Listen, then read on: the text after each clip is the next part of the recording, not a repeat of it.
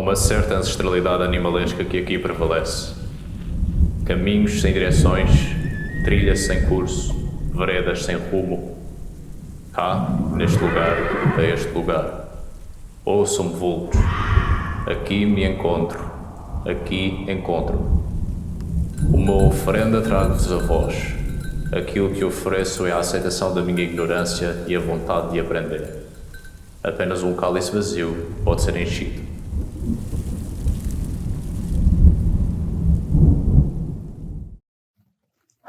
Hello my dear friends, how is it going? I'm Mari Thurger, and today I'm going to share with you several ways of acquiring magical power.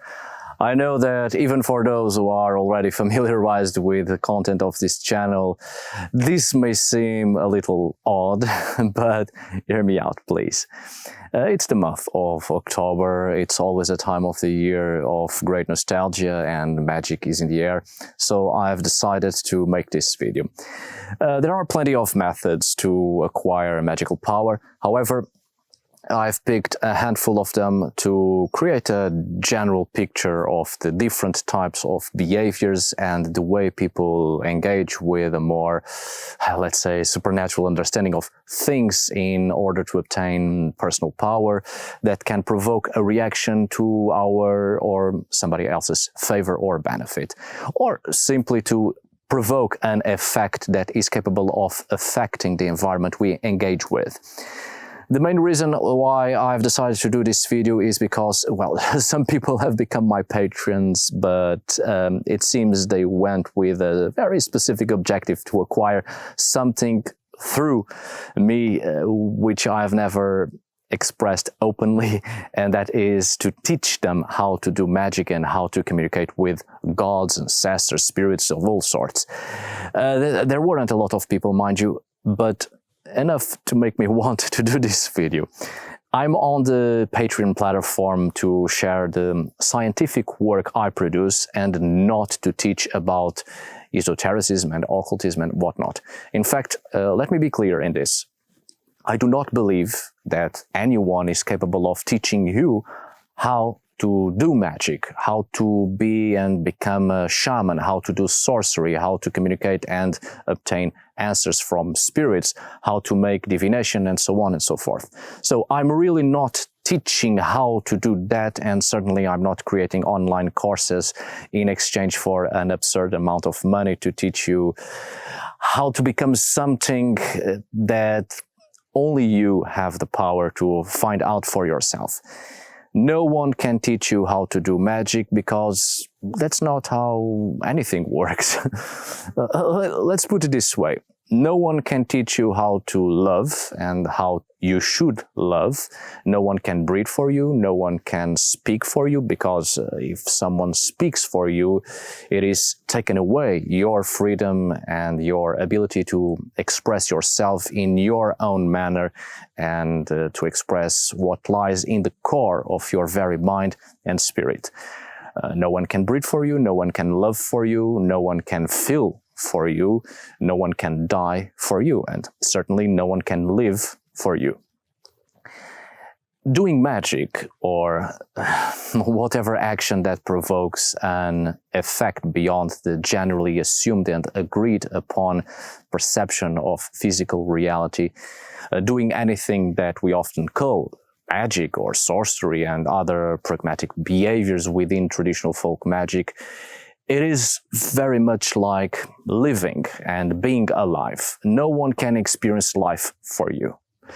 From the moment you are alive, you engage in lived experience. You obtain knowledge as you go, you participate in life, which is why I don't believe anyone can teach you how to become a witch, a sorcerer, a shaman, and whatnot. What people can do is to establish conversations with one another. We are all students and teachers, and what we truly can do is to share information, share the things we have learned, and give insight. In my opinion, it is important to remember that what works for a person doesn't always work for another. Meaning, all our life, we may try to conduct things in the way someone told us to do, and we may never get any result. because what works for that person often doesn't work for another, right? We must experience life, we must live it, we must engage with the world, and through our actions trying to understand what is the best approach that fits into our own individuality. What best fits into the person that we are, into our essence that makes us a unique individual. When someone tries to teach us what should be done, the appropriate method and how things should be conducted and what words and materials to say and to use, that is often from the perspective of that person alone and what works for that person, and often what that person thinks reality should be according to that person's own experiences. When we conduct our entire approach exactly as someone told us, the likely scenario is that we will end up having no results because we are not engaging in something that is meaningful to us, but rather what is meaningful to someone else. As such, this approach becomes rather frustrating and we end up forgetting about it and move on with our lives, which is perfectly understandable. And as a result, our true potential was never expressed, let alone giving something to the world that could have contributed in some meaningful way. And that is a sad thing, in my opinion. We all have great potential within ourselves, and there are many things in life that often work to repress that potential, repressing our imagination and our creativity. We shall never truly find our potential if we try to experience life from the eyes and from the perspective of another.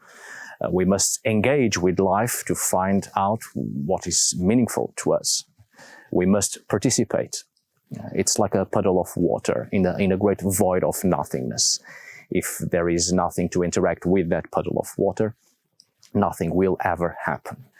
Things will start to happen when there is activity, when there is participation of an entity that wants something to happen to that water. Throwing a rock into it isn't enough, but it creates an effect, it creates ripples, and therefore something is already happening and we learn, and it is the beginning of something. However, when we pick up that water and join it with dirt and place a seed in it, a plant will grow. And not only there is an effect, but through our actions, this effect will also affect. By our hands, life was created, and we have added a little beauty or something with a purpose in this world. We have created change. If we do not participate in life, nothing will truly happen.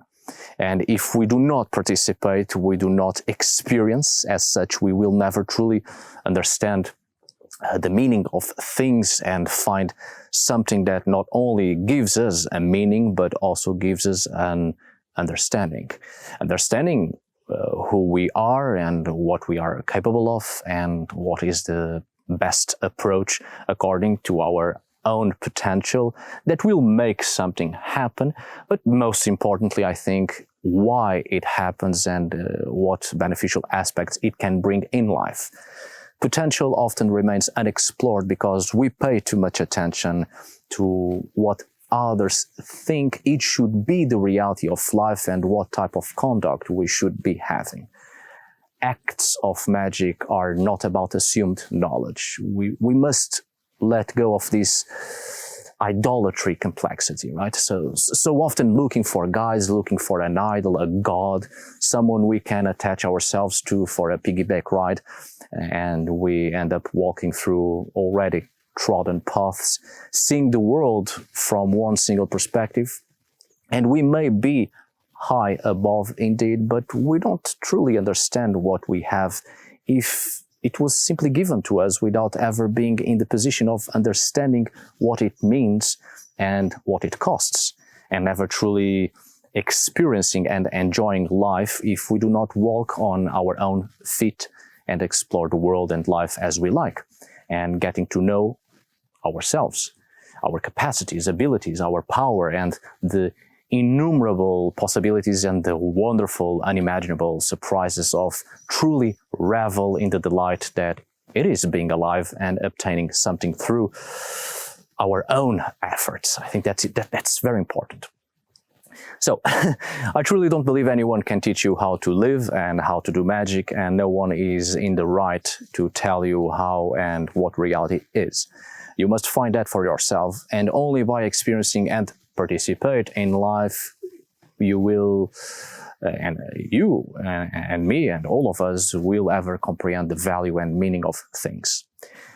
Which is why today I've decided to speak of a few ways, according to traditional folk magic, that you can engage with and take action, participate in order to obtain magical power. No one will give it to you. And if they gave it to you, for what good it would be if you don't know its meaning and true value and how hard it is to obtain it. You must be the one to obtain it, and only then you will understand your potential and make decisions, and you will understand the true value and what it costs. And it is something not to be taken lightly, and certainly not something that feels hollow in your spirit because it was simply given and you take it for granted. Only then you will build a sense of responsibility, because you will understand what is right and wrong, what is beneficial or harmful, or what is true and constructive, and what is harmful, dangerous, and fatal. I'm not your guide, not your master, I'm not your idol, and as certain as the sun will rise tomorrow, I am not your God. We are all eternal students and teachers, and we must engage in conversations to share knowledge with one another to create a better future, or at the very least to make life more habitable for all of us, for all life, and pleasant, and to minimize as much harm and damage as possible. There's nothing left to learn if there isn't anyone to learn it. Sharing knowledge is of the utmost importance. Sharing knowledge without expecting to profit from it, simply to make sure that people will never forget to nourish their creativity. So, we are having a conversation, and I'm here to share with you several ways and methods which you can try to acquire magical power, as it were. The important thing to take in mind is to, for now at least, forget about the future and try not to be so hasty and greedy. Focus on what you are doing right now, in the present, making sure that you participate. Focus on your participation, on your engagement with life while you are trying these methods, and be attentive to your surroundings. Whatever you think or expect that may come out of it, whatever changes you wish to see and feel, it is of no consequence for now. Simply participate. Be out there. Take a walk. Let's get started, my dear friends, please.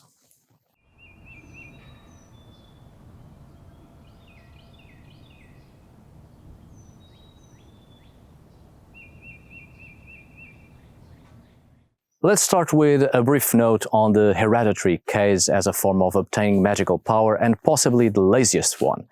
I've briefly touched on this subject when I've made the video where I've expressed the similarities between shamanism and witchcraft, and acquiring power, magical power, insight, the transformation of perception, etc. through Hereditary is found in both shamanism and witchcraft. The acquisition of power or magic or magical power as a question of inheritance and or runs in the family or bloodline or even hereditary is sometimes observed in cases of witchcraft, indeed, even though such cases are often in a pejorative or derogatory sense, in a historical context, right? As to falsely accuse people because past family members had been accused of witchcraft, and so these accusations from the part of the church aimed to destroy families and all possible descendants or heirs, so that the church could take their land and property, historically speaking, right? In shamanism, on the other hand, in some shamanic cultures, a person may become a shaman due to a past family member. However, it's seldom due to inheritance and hereditary case, but instead it's often because of a helping spirit or helping spirits or spirit spouse, for a lack of better term, that will gift the power, and maybe of ancestral shamans, don't have to necessarily have been part of the family or even community while they were human. Also, the power or gift or curse, depending on the point of view, may come from ancestral entities, not necessarily having once been human, but rather ancestral entities of the community which choose those who are to become the next shamans, spirit entities that have been tutelary spirits of community or family or person or even the land itself, which keep choosing those who have the potential to become shamans. Lastly, the power coming from live shamans, living human beings of the community, choosing people to begin their initiatory process. The case of witchcraft and acquisition of magic power as something hereditary has been somewhat romanticized, as you might imagine. I am not saying that it doesn't exist. It does, and it is possible. However, in the great majority of cases, both in witchcraft and shamanism, the acquisition of power is through an ongoing relationship with an invisible other or spirit entity. Hereditary cases are rare, but not impossible. However, most cases of acquisition of power, magic or magical power, is by building and maintaining an ongoing relationship with one or several entities. The idea of acquiring power by hereditary means can be the very first thing that destroys hidden potential even before the person starts to actually doing something to obtain that power. For two main reasons, I think. The person may have a certain level of idolatry complexity and interiorize in their head that they belong to a line of people who possessed the power, and as such, it is theirs by right. This self-illusion often leads people to do precisely nothing at all because they believe they don't have or don't need to do anything because they have it in them and it comes naturally to them. Another reason is that it may indeed be a case of inheritance of power through the family line. However, this often leads the person to do the exact same thing as the person of the previous example does, which is absolutely nothing at all. It's not a question of having the right over something. If it is simply given to you without effort, it loses its meaning, purpose, and the power diminishes and is completely erased eventually. This power can be lost, can be taken away. This also happens in shamanism. If there is no practice, if there isn't the effort to either seek out to obtain magical power or to enhance and nourish the already existing power, to give it continuity, it will eventually dwindle and fade away. And it is quite ironic, I think, the fact that people who were not born with such a power, but seek to find it and practice and develop their potential, become more powerful than those who have been born with it or have part of it through inheritance. Whether you think it is a hereditary case or if it is indeed, don't be lazy. If it is indeed hereditary, you are luckier than most. Congratulations. So don't waste away such a gift and don't waste away the effort and struggle of your predecessors. So I'll now proceed to explaining the several ways to acquire power or magic that aren't hereditary cases for those without privilege and for those who were born with privilege but chose or continue to choose to use it incorrectly or not using it at all for the benefit of the whole and lost it all. But it can be found again through hard work, discipline, and no small amount of creativity and self-trust and humbleness.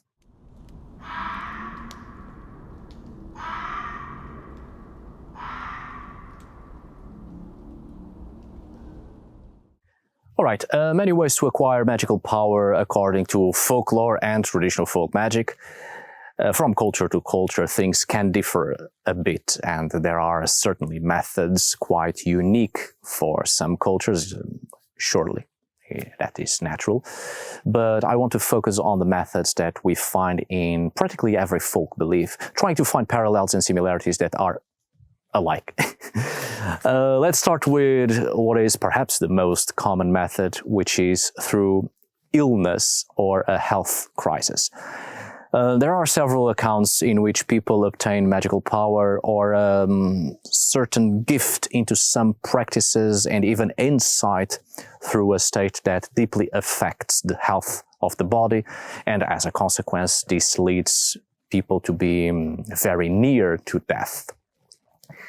The belief here is that when a person is close to death, or indeed through a near-death experience, the mind is opened up to a different perception of reality, which leads the person vulnerable to visitation of spirits or some other entities that take the opportunity to attach themselves to the person, or to lead the person into an initiatory process to become different and more than what they previously were in their average state of existence, if you take my meaning. Most folk beliefs in relation to a serious health crisis as a way to obtain magical power are in fact quite similar to the near-death experiences found in shamanism. Usually this happens at a young age, but there are several cases of adults going through this process. A serious illness provoking a spontaneous release of the consciousness leading to an out-of-body experience, or the sensation of such, and the spirit of the person wandering about in unfamiliar realities. Most folk beliefs speak of the spirit leaving the body and going into a subterranean or underworld realm to obtain knowledge or insight, magical power from the entities that there reside.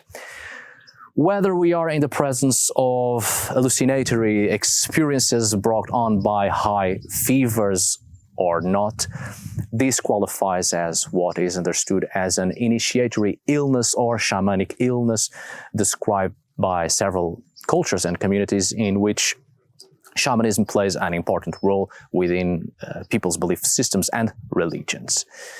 Many of the accounts in traditional folk magic or traditional folk beliefs are more inclined to deal with a spontaneous illness or an unprecedented health crisis, meaning it is not purposely induced and the person seldom has any control over it, leading the person into an unwanted and accidental initiation, obtaining magical power from other entities.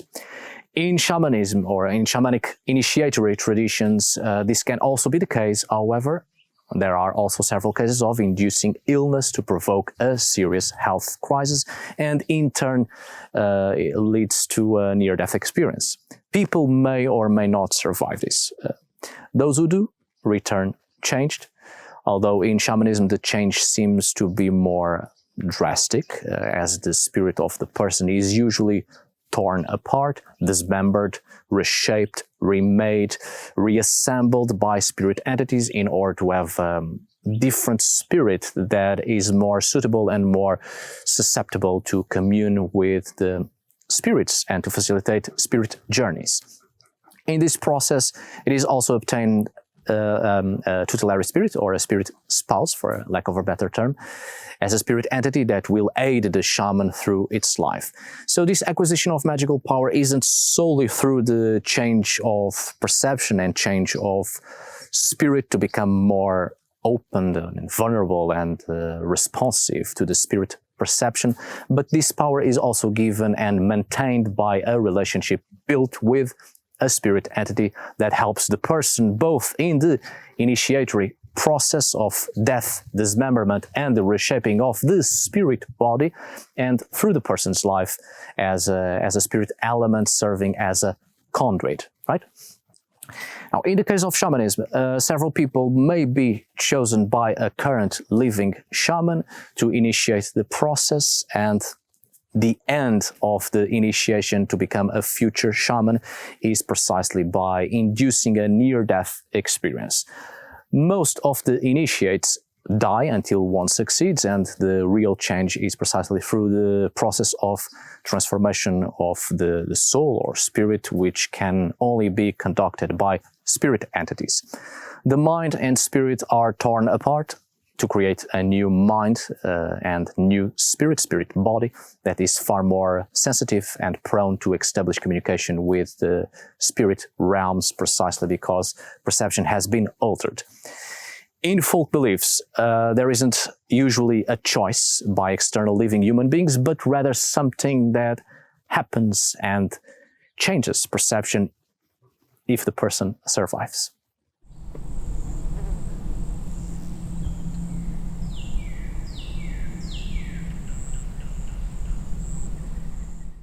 Obtaining magical power through the ingestion of substances that are considered to have power in themselves. The ingestion or mixture of things which themselves are thought to be magical in nature. This often included ingestion of animals or parts of animals, usually rare animals or boiled animal substances, and consuming the broth. But also, of course, obviously, ingestion of plants or mushrooms or barks of specific trees and certain berries, or the mixture of plants, usually with a high level of toxins that are quite harmful to the body. This method of ingesting something to give magical power can be simultaneously combined with other methods, but also at specific times or moments in the year that are propitious to obtain magical power. Consumption of certain substances can also induce to a near-death experience, and the substances not only serves to induce that initiatory process, but in itself it already gives a certain power or protective power, which makes the person more receptive to commune with the spirits, which will then transform the spirit of the person, as was said before. I'm not going into details concerning such substances because I will not be responsible for your demise. Know that this is a possibility that can or cannot be combined with other methods, as we shall see further ahead. But we are in the presence of substances turned into drugs to alter consciousness, which may be in themselves toxic, or simply having been transformed in nature to become possessors of a magical property. Here, on this last hypothesis, we are very much dealing with a more animistic understanding. There are certain consumables in nature that are not toxic or harmful to the human being and are quite healthy, as a matter of fact. However, such consumables can become magical substances different from others of the same species. For instance, there are accounts of berries which are just and simply berries. However, by the contact with a powerful animal or picked and eaten in a specific time period of the day, the week, month, or year, these berries can become power substances. A more animistic perception also deals with the attribution and perception of personhood of specific consumables, which makes them different than others, precisely because they contain spirit, consciousness, or an entity, which may either reside in the consumable in a specific time of the year, or it may just be in it naturally or due to any other circumstances hard to determine. This already requires a certain level of insight obtained through observance of behavior of our surroundings, which can also be a method to obtain magical power, as we shall see further ahead. This point here is that personhood is detectable through the observance of different behaviors on, in, or through specific consumables. It's a question of being attentive and knowing the prosperous times to consume something.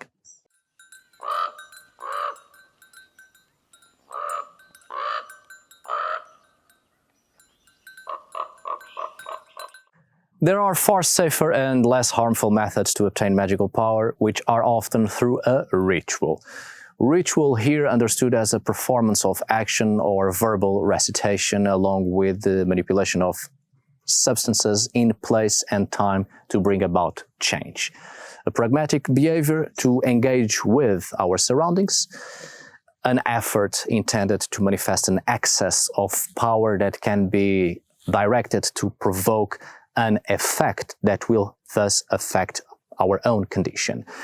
The case of ritual may be the least harmful, depending on what you do, of course, but perhaps the most challenging, because it is often a case of combination of several methods and trying until succeeding. It is the capacity to perceive certain energies that lie within the world and within the environment we interact with, and such energies are capable of being manipulated. Such energies or power can be drawn from the person or the individuals participating in the ritual or a specific activity, and the use of utensils can also contain and release the necessary energy central to the rituals. As such, in the performance of ritual actions, words, and power substances, as well as time and specific objects that are more than their average appearance, can be combined. This is when we wait on the importance of each method and utensil used to measure such importance and to what degree it influences the moment of participation and expression of human behavior. Ritual is a moment of learning and to understand what is more successful than something else. Ritual determines the success or failure of the operation and what actions, words, objects, and moments should be kept, discarded, or substituted. Ritual in itself determines the ritual because after success we will then end up with a specific ritual which we will then carry out every time we seek to manifest the same things that were possible to manifest and that come to our aid and benefit. In this way, ritual is how you obtain magical power, through learning and failure until succeeding. As such, you gain insight and knowledge. Rituals also offer the possibility to establish or build relationships with other worldly powers and entities, right? I'm not here to tell you what to do, but merely to point that rituals are important. A sequence of methods or combinations of methods, actions and substances, and behind this there is self-discipline and self-trust combined with participation, expression of behavior, and desire and the will to put it into practice. Ritual is the discovery of the self and step-by-step changing perception, because as we participate and take action, an effect is manifested, which will ultimately affect something or someone. It is about consistency, regularity. So now, let's take a look at some interesting rituals as methods that by themselves initiate this whole process.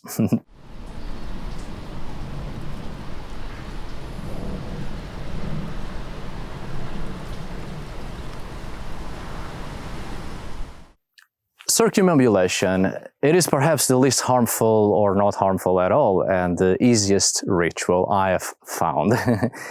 Circumambulation, as the name indicates, is going in circles around a specific structure or object considered sacred, but not always. This is found in many faiths, and this actually has a pagan origin. More often than not, obtaining magic power through circumambulation has more to do with particularly powerful time of the year. However, in most modern cases, circumambulation of a church or figure representative of a divinity or another powerful person around a temple, megalithic monument, your own home, or even taking a walk. The focal point here is deliberate circumambulation of space considered important or to have power or sentimental meaning. In fact, I've talked about this before for the Swedish case of year walking, Årsgång, the year walk around a building or area in a prescribed manner, after which divinatory or healing powers were and are bestowed. For more information on Årsgång, check that video if you have the time, because it also has to do with a specific time of the year. We are thus dealing with both moments of the year that are considered powerful moments of change, such as seasonal moments like Samhain, when it is considered that a gap between worlds is opened and a communication with spirits is possible. That's just an example. The point here is taking a walk at specific auspicious moments, combined with circumambulation of areas or structures of power which contain a deep sentimental or personal meaning.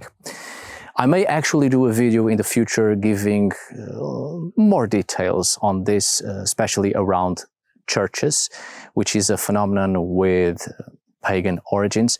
It's actually funny, just a side note, that the other day I was speaking with a Swedish friend and we were discussing several similarities between Sweden and Portugal, not just in cultural aspects and historical heritage, but folklore, traditional belief systems, people's behaviors and mannerisms. And the circumambulation of churches is something quite strong within traditional folk magic for both Sweden and Portugal. But also in the UK, mostly Western Europe actually, and as a consequence this is also notable in modern traditional witchcraft of countries, peoples and cultures whose past unfortunately has been altered and reshaped by colonialism provoked by these countries or composition of countries, as it is the case of the United Kingdom, unfortunately. Suffice it to say for now that this method gives transitory power, meaning it is often not enough to maintain magic power throughout your life, but instead it gives momentary power which serves to give insight and slowly alter perception, which is why it is a ritual, because it is done either on several occasions throughout the year or very specific moments that are auspicious or every year at the same moment and time. Consistency. It's a long process, and in the case of Årsgång, the year walk, changes may only start to be noticed after a number of years of doing it without any breaks. It is basically a procedure of walking or running counterclockwise about the church or home or any other place or area in order to see portents in the windows of buildings or in the surrounding areas, which ends up being a common method of divination. We take a walk and observe our surroundings, which is a good method of training and altering perception, seeking out change and manifestations that are normally hidden, or so we think are hidden, because we do not often pay attention. There's movement, there's occurrence, there's manifestation of something, and we start to pay attention to the details. Although magical power here is often transitory, this already helps to prepare yourself for other activities. A change of perception is important to be more susceptible to experience the manifestations of others, the others that are normally not present in our lives because we don't care to look closer or we don't care to be more attentive. This also goes somewhat in line with the method of circumambulation of a burial mound or sleeping in it or on it. I've made a video concerning the tradition of sleeping on a burial mound in Old Norse religiosity and belief systems. And down below at the description of this video, I leave that video for you to see, as well as the the method of sitting out, which also requires literally being out there and observing the environment as a form of meditation to perceive the manifestations occurring in natural spaces, and through which we obtain information to form a meaning, and from that meaning we obtain knowledge.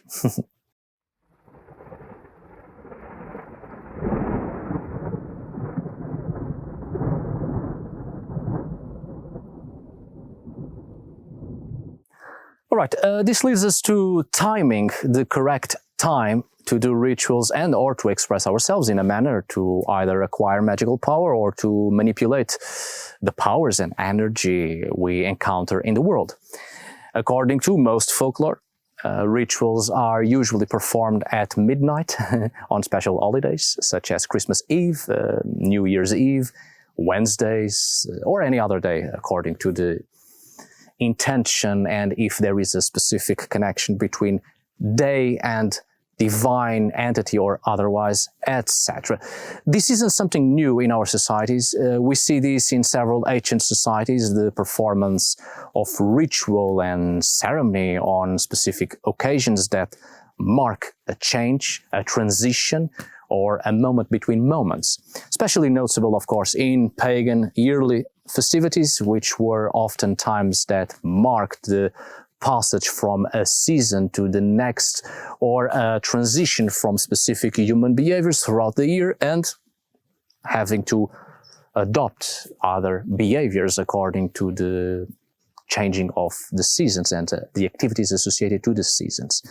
Pagan yearly festivities were celebratory moments to build, maintain, or renew relationships with entities through which it was possible to have a beneficial outcome.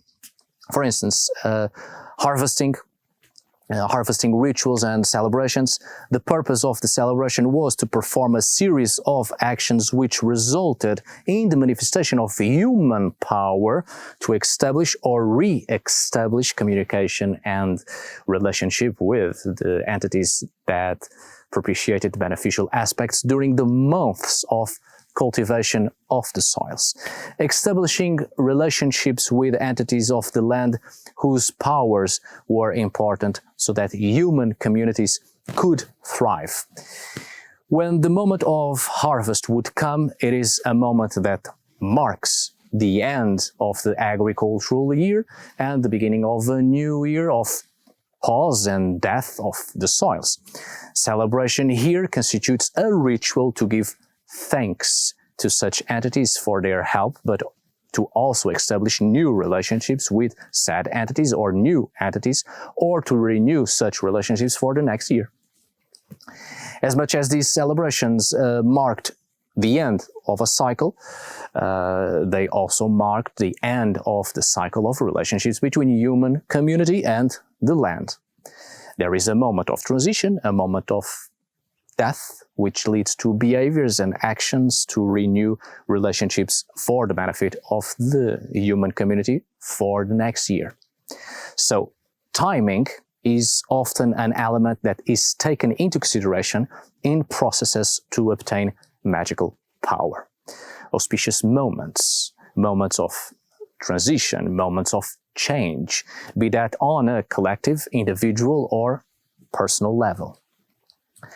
Time is combined with ritual and can also be combined with consumption of certain ingredients or substances, either picking up ingredients at specific moments and making a mixture out of them on another auspicious time, or simply picking up and using or consuming substances on moments of transition and or changes of the season. For instance, obtaining magical power by picking the flower of a type of fern on midsummer night when it blooms, and then place it on a special container or a thick paper wrapping to prevent its escape. Again, we are here dealing with an animistic understanding and the engagement with certain plants that at a given time are considered magical because it's either the moment that alters their natural condition or at a certain moment or certain moments, certain plants or objects are imbued with spirit presence or gain personhood, or a spirit entity inhabits in it for a time, which is why it is required a previous method or ritual that allows the person to gain insight through observance of behavior and occurrences in the environment.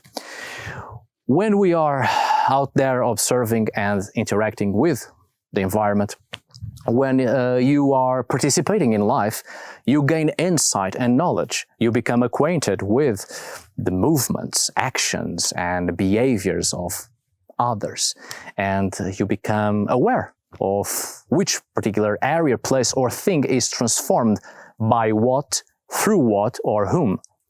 So, in traditional folk beliefs and magical practices, we see that just as plants are at, let's say, are at their most potent at a given time, we also see that at certain days in the calendar also bring with them amplified magical potential. On these special moments, ritual is performed, obtaining power through ritual that not only by itself manifests power, but also serves to make use of such powers external to us. It's also a question of opportunity to take advantage and use of magical potential that manifests in the world at given moments, temporary or not, but we do have to be attentive, and for that we need to be out there and participate and engage with the world and the environment we inhabit and interact with.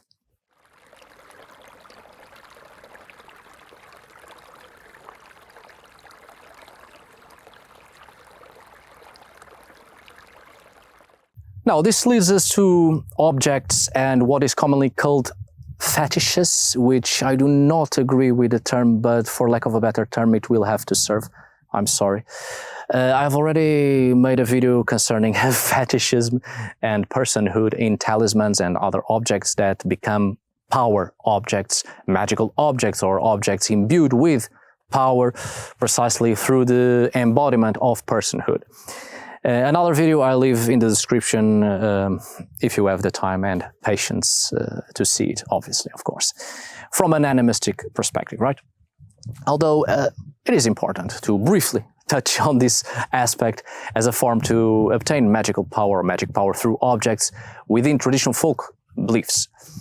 Sometimes the use of functional objects is required in the performance of magic.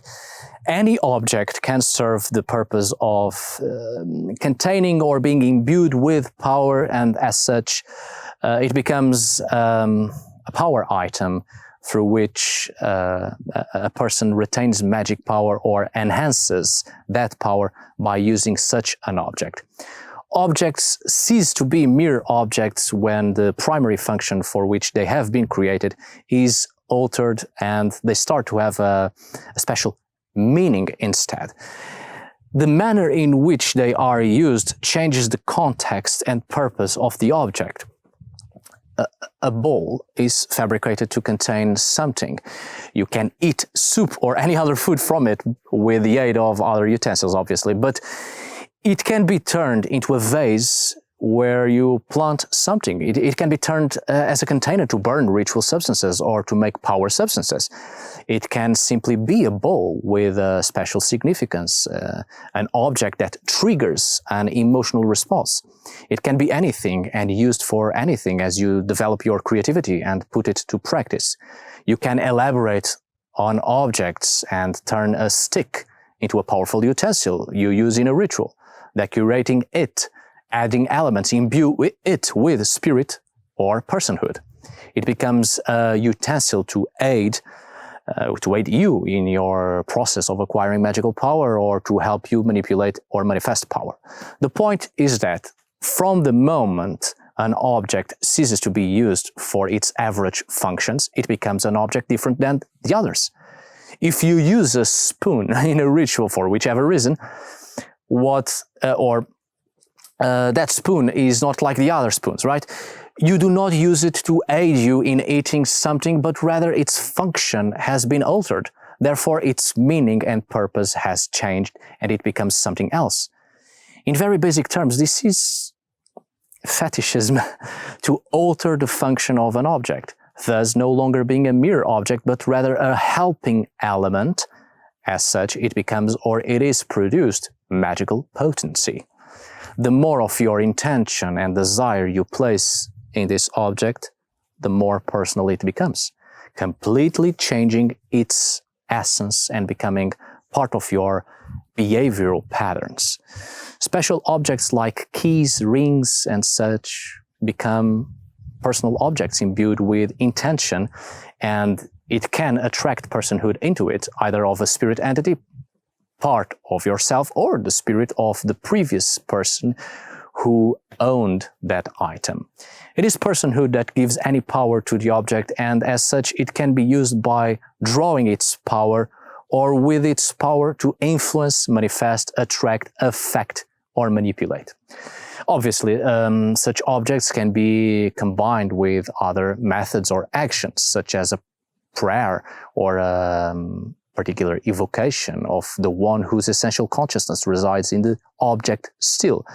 This is one of the reasons why many talismans, according to several folkloric traditions, were either destroyed or buried with their owners, so that the personhood is either released and the object is killed or ceases to have spirit, or because it is dangerous to use an object whose spirit, whose personhood, we may not be able to control or even understand because we were not the ones to make a relationship with it.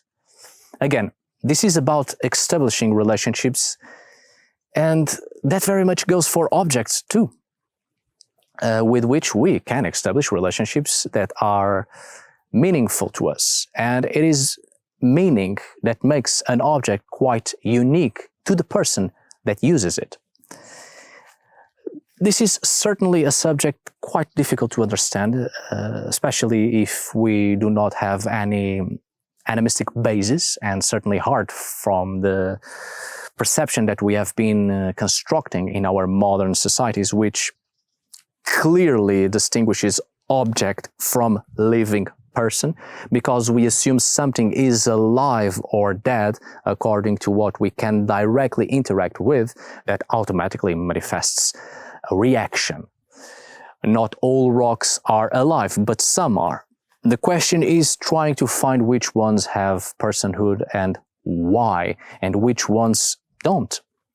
I have expressed this on other videos, which I will leave at the description of this one. It's always a question of perceptive reality and how we interact with the environment. I do not expect many to understand this because, frankly, I too have been struggling to change my perception and to change what I assumed to be the real. In fact, this will never be understood correctly if people don't engage in such actions. But think of it as an object that is meaningful to you for whichever reasons, and no one else sees that meaning in the object because they have never interacted with that object and don't know its history and the emotions and memories and actions it provokes in you.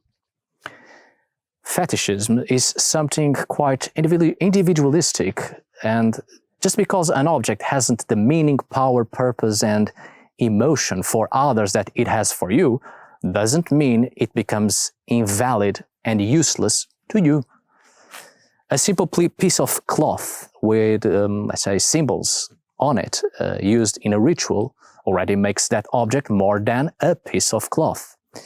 With a combination of conjurations, prayers, or evocations, it is added to it more purpose and power. The piece of cloth ceased to be a mere piece of cloth and becomes a ritual utensil. Its entire existence has changed through the way by which you use it. Magical power can come from objects, especially small constructed objects, because the more personalized it is, the more meaning it has. The construction of an object is a magical ritual in itself. It becomes even more meaningful if the object constructed comes from different substances or elements, picked, gathered, cut, or whatever, in different places, at different times, in different directions. You see, the entire process in itself is already a ritual, and you are engaging with the environment, with both place and time, as well as expressing intention. You are giving yourself to it. When the object is constructed, finally constructed, its meaning is very intense and quite personal. It has a history with you. It is a fruit of your creativity and a manifestation of your own spirit that made it possible, the existence of an object that reflects your intention and personality. It becomes you in a way, part of you and who you are. And when you put yourself out there and interact with the world, you also draw the attention of others who may want to engage with you.